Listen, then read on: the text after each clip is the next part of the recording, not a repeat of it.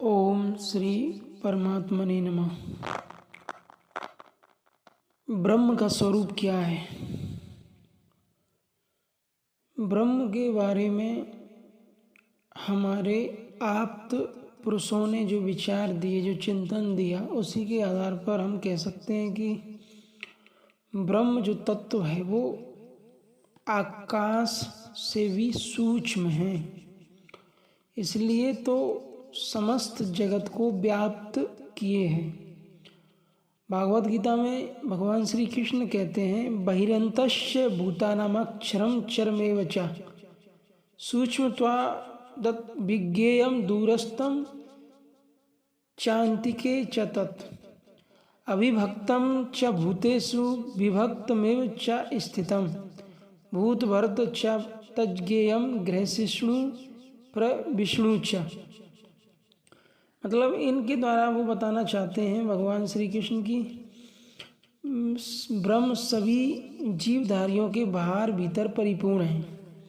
ऐसा नहीं है कि ब्रह्म जो तत्व है वो तुम्हारे शरीर में ही है, तुम्हारे शरीर से बाहर भी विद्यमान है। चर अचर रूप भी वही है, सूक्ष्म होने से वह दिखाई नहीं पड़ता, अभिज्ञेय है, मन इंद्रियों से परे है, अति समीप और दूर भी वही है, अविभाज्य होकर भी वह संपूर्ण चराचर भूतों में अलग अलग सदृश प्रतीत होता है। वह जानने योग्य परमात्मा समस्त भूतों की उत्पत्ति करने वाला, भरण पोषण करने वाला, अंत में संहार करने वाला, यहाँ तक कि वो जैसा है अलौकिक है।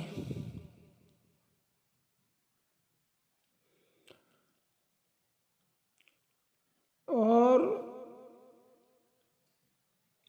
ज्योति सामपि तज्ज्योति तमसा परमुच्यते ज्ञानम ज्ञेयम ज्ञानगम्यम हृदय सर्वस्व विस्चितम।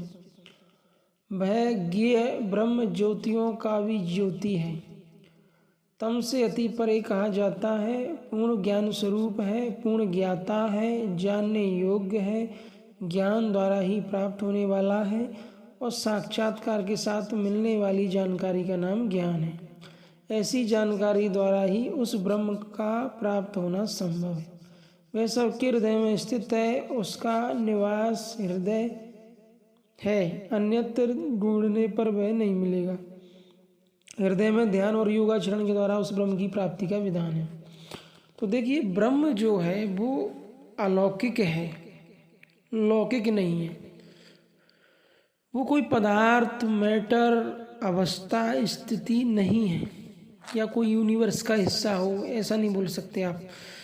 उसे पदार्थ से नहीं जोड़ सकते। ना तो वो जल है, ना अग्नि है, ना वायु है, ना हवा है, ना आकाश है, ना वो प्राण है, ना पंचवायु है, और ना ही ब्रह्म पंचकोश है कि प्राण में कोश, अन्न में कोश, मनो में कोश, विज्ञान में कोश, आनंद में कोश। और ना ही वह ब्रह्म कोई रेडिएशन या मैग्नेटिक तरंग या कोई कुछ और है। वो प्रकृति और प्रकृति के गुण धर्म घटक संरचना से सर्वथा भिन्न है। ब्रह्म तो पूर्ण चैतन्य ज्ञान स्वरूप अलौकिक है, जो परम ईश्वर है, और उस ईश्वर की अनुभूति कर लेने का उपाय योग आचरण, योग साधना और ध्यान है।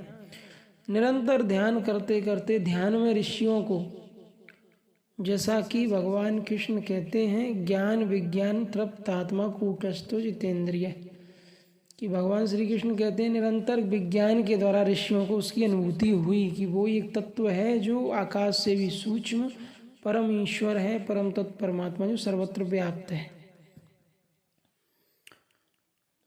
तो वो ईश्वर जो है, जिसे पुरुष कहा जाता है, और वो पुरुष का स्वरूप व्याप्त रूप में है, पिंड रूप में। जैसे कोई एक स्थान हो, कोई एक जगह हो, वहाँ वो हो, ऐसी बात नहीं है, या कोई अवस्था में है, ऐसी बात नहीं है। वो व्याप्त रूप में है, मतलब चराचर। ये जो शब्द हैं, चर और अचर, सब जगह व्याप्त है। तो हम इन श्लोकों के माध्यम से समझ सकते हैं कि ब्रह्म जो तत्व है, ऋषियों ने कहा उपनिषदों में कि अहम ब्रह्मास्मि, वह ब्रह्म जो है उसका अनुभव कर लेना ही ब्रह्म ज्ञान है। तो ब्रह्म ज्ञान अनुभव जन्य ज्ञान है, क्रियात्मक है, उस निशब्द है, शब्दों का ज्ञान नहीं है कि बहुत से ब्रह्म ऋषियों की वाणी को कोई पढ़ लिया, अध्ययन कर लिया, स्टडी कर लिया तो वो ब्रह्म ज्ञानी हो गया, या कोई ब्रह्म के विद्या से कोई ब्रह्म ज्ञानी हो गया। ब्रह्म तो अनुभूति के तौर पर जानने में आता है।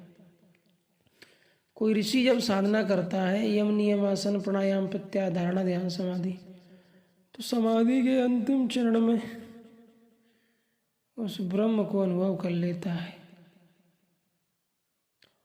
और वो ब्रह्म को अनुभव कर लेने वाले का नाम ऋषि है, संत है, महापुरुष है। बाहरी तल पर हम जब राम का नाम लेते हैं, प्रभु श्री राम, कृष्ण, बुद्ध, महावीर, इन महापुरुषों ने योग से ही उसका अनुभव किया, जो परम ईश्वर ब्रह्म है। अब जो थोड़ा बोल दिया जाता है कि उल्टा नाम जपे जग जाना, वाल्मीकि भाई ब्रह्म समाना, वाल्मीकि ब्रह्म के समान हो गए, लेकिन फिर भी ब्रह्म ब्रह्म ही है।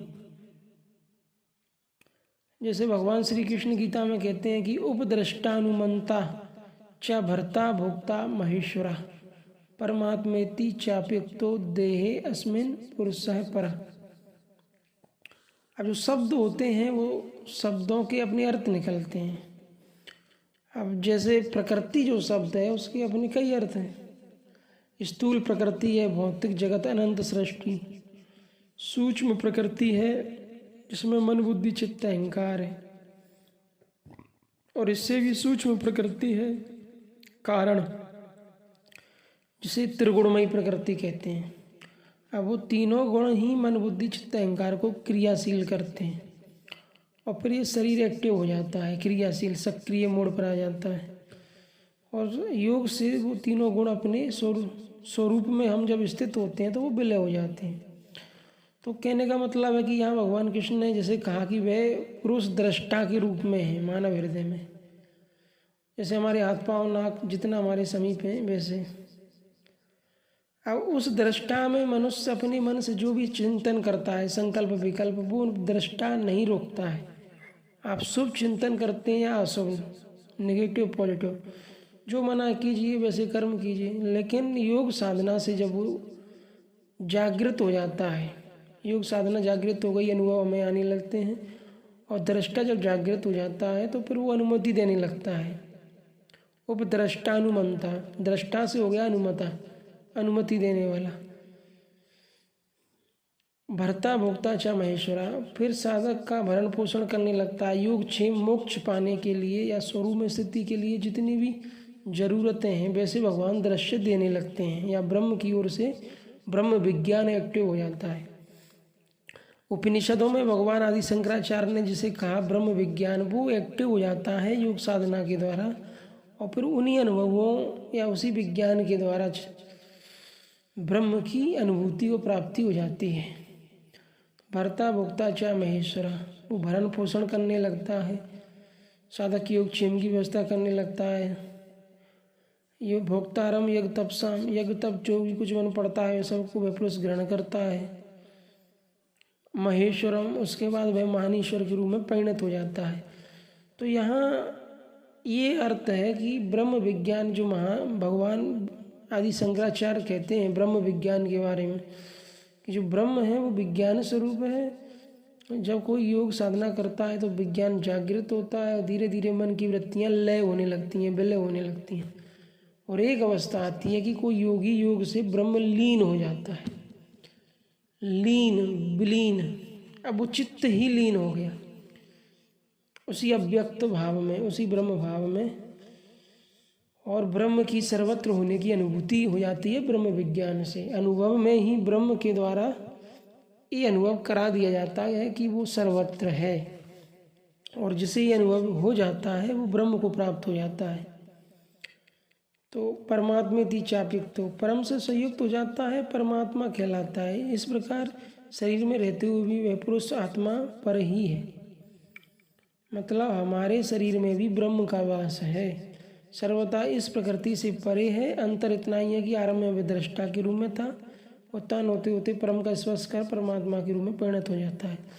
तो मतलब ब्रह्म के बारे में यही बताया जा रहा है कि ब्रह्म जो है वो पूर्ण चैतन्य ज्ञान स्वरूप है, ऐसा भगवान शंकराचार्य कहते हैं, अन्य महापुरुषों ने कहा। और ब्रह्म विज्ञान स्वरूप है। अब ब्रह्म विज्ञान की जागृति होती है सद्गुरु से और साधना से, वो तो ब्रह्म है, विज्ञान है। अब ब्रह्म के चिंतन में जब कोई योगी लगता है तो वो ब्रह्म विज्ञान जागृत हो जाता है और धीरे धीरे उसी की परिधि में चलते चलते मन बुद्धि चित्त अहंकार में जो 3 गुण हैं, सत्रजिता में जो प्रकृति है वो विलय होने लगती है। और जब प्रकृति विलय हो गई तो साधना पूरी। प्रकृति लयनाम तत्प्रज्ञा महाविदेय अवस्था, या फिर हम कहें कि पुरुषार्थ नाम शून्य नाम गुणा नाम प्रतिप्रसव। तो प्रकृति विलय हो गई, पुरुषार्थ पूर्ण हो गया और साधक जो है वो अपने ब्रह्म स्वरूप को प्राप्त हो गया या ब्रह्म लीन हो गया। जब हम ब्रह्म स्वरूप शब्द प्रयोग करते हैं तो वो ब्रह्म भाव जो अव्यक्त भाव है, समभाव आत्मभाव एक ही बात है और उसी में वो जो है प्रतिष्ठित हो गया, उसका प्राण मन बुद्धि चित्त अहंकार उसी भाव में प्रवाहित हो गया। तो ब्रह्म क्या है? ब्रह्म अंदर बाहर सर्वत्र व्याप्त परमेश्वर है और उसके अनुभव के लिए योग साधना है, उससे ब्रह्म विज्ञान जागृत होता है और निरंतर योग साधना करते करते साधक ब्रह्म लीन हो जाता है। अब ये योग की अवस्थाएं हैं, ऐसा नहीं है कि डायरेक्ट कोई लीन हो गया 4 दिन में लीन हो गया। ये तो मन बुद्धि चित्त अहंकार को निरंतर मन को योग में लगाना होता है। तुलसीदास महाराज कह देते हैं भजसु निरंतर मोही, निरंतर चित्त को ब्रह्म में लगाते लगाते ब्रह्म में हो जाता है साधक। ओम श्री परमात्मने नमः।